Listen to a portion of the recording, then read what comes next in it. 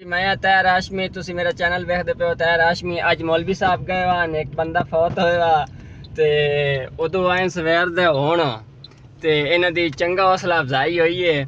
ते तुसी मैंने कमेंट में दसना कि सवेर दा जो बंदा गया होवे किसी दे मरने ते उन्होंने कितनी एक देर जड़ा दबाना चाहिए ते मलक अजमल साहब पिछे जड़ा ना नींदर दे विचन ते इन्हां नूं असीं छड्डण जा रहे हैं ते असीं छड़ लवी इन्हां उत्थे ऑफिस ते उस तो बाद जड़ा ना तुहाडे नाल मिलदे हां ते कोई चॉकलेट भी लैनी है वापसी ते तो वो भी ले लांगे। अजमल साहब तुसी कुछ आखदे हो? नहीं जी तुसी ठीक फरमा ले लेंगे चॉकलेट। हाँ चॉकलेट लैके जैद नूं देनी है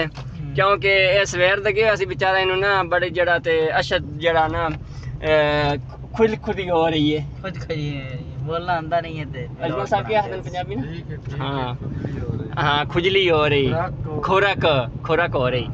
ते इन्होंने असीं हुण 150 वाली जी चॉकलेट है ना वो देनी तो इन्हों जरा ना कोई गुजारा मुजारा होना क्योंकि शुगर जी ना वो ज्यादा लो हुई मौलवी साहब की